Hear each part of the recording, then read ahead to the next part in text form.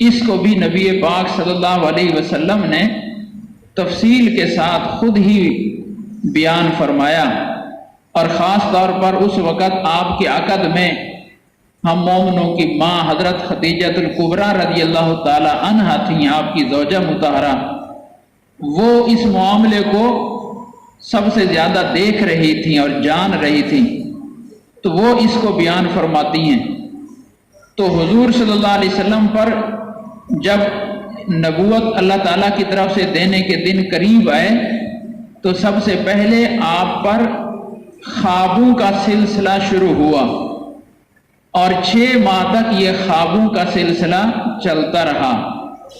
اور وہ جو خواب حضور صلی اللہ علیہ وسلم کو نظر آنے شروع ہوئے، احادیث مبارکہ میں ان کی 2 صفتیں آ رہی ہیں۔ ایک یہ کہ وہ خواب سچے ہوتے تھے، اور دوسرا یہ کہ وہ واضح ہوتے تھے۔ واضح ہوتے تھے یعنی ان کی تعبیر سمجھنی کوئی مشکل نہیں ہوتی تھی، اور سچے ہوتے تھے، جو خواب میں دیکھتے وہ ظاہر ہوتا تھا۔ تو خواب بھی گویا اللہ تعالیٰ کی طرف سے غیب کی باتیں، مستقبل کی غیب کی باتیں کسی بندے پر ظاہر کرنے کا ایک ذریعہ ہے۔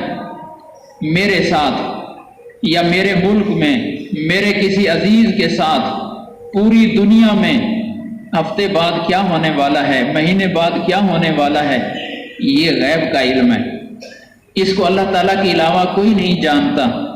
لیکن یہ غیب کا علم اللہ تعالیٰ خواب کے ذریعے کسی عام آدمی پر ظاہر فرما دیتے ہیں۔ ایک عام آدمی جو نبی نہیں ہے، نبی پر اللہ تعالیٰ یہ غیب کا علم وحی کے ذریعے سے ظاہر فرماتے ہیں، اور خواب کے اندر عام آدمی پر بھی اللہ پاک یہ غیب کا علم عطا فرما دیتے ہیں۔ تو یہ خوابوں کا سلسلہ شروع ہوا، اور اس کو 6 ماہ تک چلایا اللہ تعالیٰ نے، 6 ماہ تک یہ رہا، اور کل 13 سال حضور صلی اللہ علیہ وسلم کی 23 سال نبوت کا عرصہ ہے، 13 سال مکہ مکرمہ میں، 10 سال مدینہ منورہ میں، تو 23 سال ہو گئے، اور 23 سالوں کے آدھے آدھے ٹکڑے کریں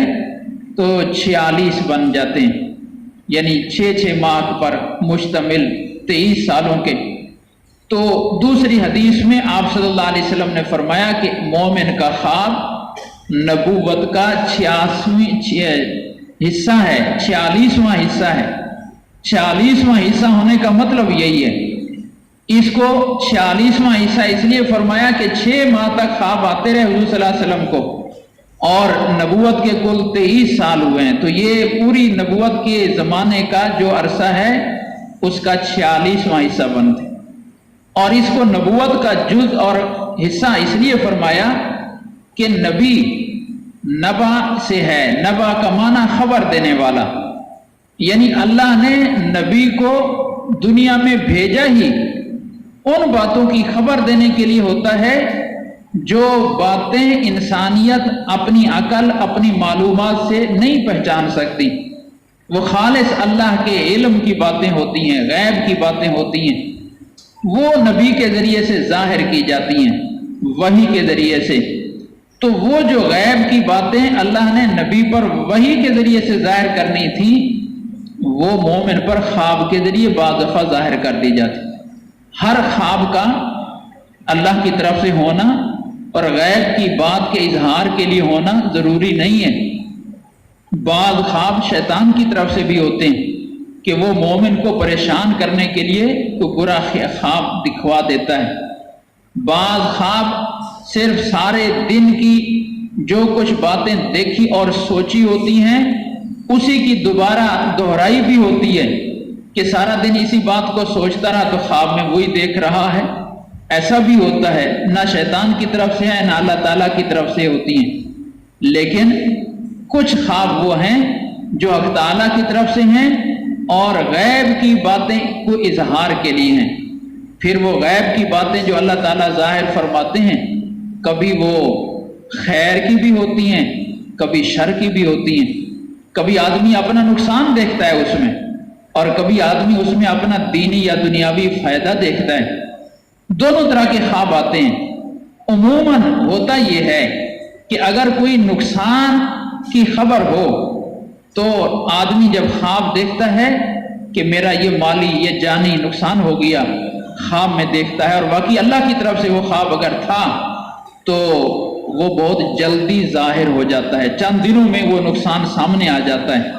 اللہ تعالیٰ اس کو لمبا نہیں کرتے۔ لیکن اگر خیر کوئی دکھائی جائے اللہ کی طرف سے خواب میں اور واقعتاً وہ اللہ تعالیٰ کی طرف سے ہو تو وہ خیر کا خواب بہت لمبا عرصہ پہلے دکھا دیا جاتا ہے۔ حضرت یوسف علیہ السلام نے 6-7 سال کی عمر میں خواب دیکھا کہ مجھے 11 ستارے اور سورج اور چاند سجدہ کر رہے ہیں، یہ خیر کا خواب تھا۔ کب دیکھ رہے ہیں؟ 6-7 سال کی عمر میں، اور یہ پورا کب جا کر ہوا؟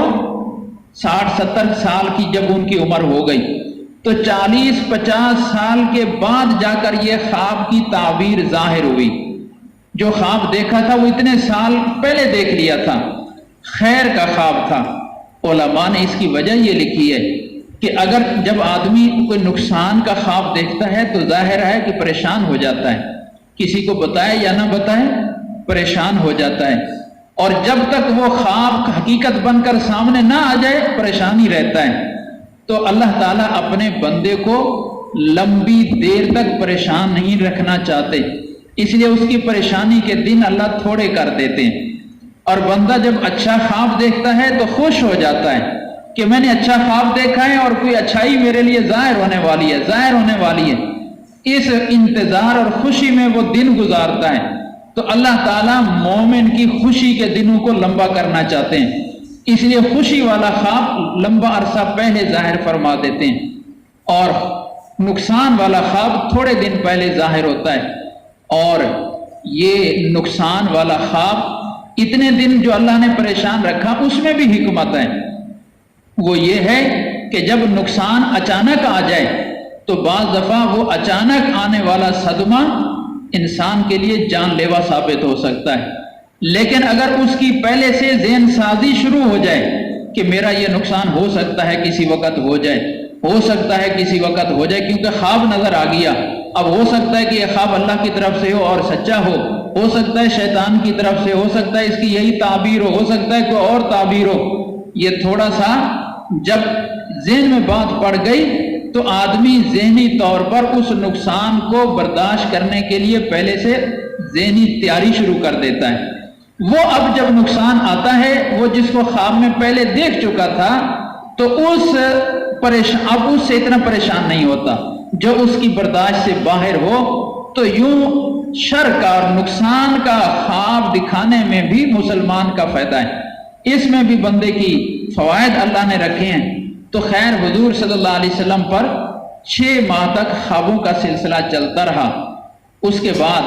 حضرت اما عائشہ رضی اللہ تعالی عنہ فرماتی ہیں ثم حبب الیہ الخلا، پھر اس کے بعد حضور صلی اللہ علیہ وسلم کے دل میں تنہائی میں بیٹھ کر اللہ کی یاد کا داعیہ اور جذبہ ڈالا گیا۔ حضور صلی اللہ علیہ وسلم کے دل میں بڑی شدت کے ساتھ یہ جذبہ آیا، شوق آیا کہ میں کہیں آبادی سے دور جا کر ویرانے میں بیٹھ کر اکیلا بیٹھ کر اپنے اللہ کو یاد کروں، عبادت کروں۔ اب شریعت تو تھی نہیں، دین تو کوئی تھا نہیں، شریعت سے ہی عبادت کے طریقے معلوم ہوتے ہیں۔ اللہ کی عبادت کا طریقہ نماز ہے، اللہ کی عبادت کا طریقہ روزہ ہے، تلاوت قرآن پاک ہے، اللہ تعالیٰ کا ذکر ہے، درود شریف ہے، یہ سارے عبادت کے طریقے ہیں، لیکن یہ ہمیں شریعت سے معلوم ہوئے۔ جب تک شریعت نہیں تھی تو ان میں سے ہمارے پاس کوئی طریقہ بھی نہیں تھا اللہ تعالیٰ کی یاد اور عبادت کے۔ تو ابھی حضور صلی اللہ علیہ وسلم پر کوئی شریعت دین نہیں اترا، تو حضور صلی اللہ علیہ وسلم کیسی عبادت کرتے تھے؟ کوئی عبادت کا طریقہ تو موجود نہیں تھا۔ تو بعض علماء فرماتے ہیں کہ حضرت ابراہیم علیہ السلام کے دین کی کچھ باتیں صحیح نسل در نسل چلی آ رہی تھی آباء و اجداد سے، اس کے اندر جو کوئی عبادت کے طریقے چلے آ رہے تھے ان طریقوں سے حضور صلی اللہ علیہ وسلم اللہ کی عبادت کرنا چاہتے تھے۔ اور بعض علماء فرماتے ہیں کہ نہیں، بس عبادت یہی ہے کہ تنہائی میں بیٹھ کر اللہ کو یاد کرتے رہیں، دل سے اللہ سے باتیں کرتے رہیں، اللہ کی قدرت میں غور و فکر کرتے رہیں، یہ اتنا بڑا آسمان، یہ زمین، یہ نظام یا اللہ تو نے بنایا، سب کچھ تو بنا رہا ہے، سب کچھ تو چلا رہا ہے۔ یہ جو ایک آدمی تنہائی میں بیٹھ کر اپنے رب کی طرف خیال کر کے اللہ سے باتیں کرتا ہے، یہ بہت بڑی عبادت ہے۔ بھائی یہی عبادت حضور صلی اللہ علیہ وسلم کرتے تھے۔ تو اس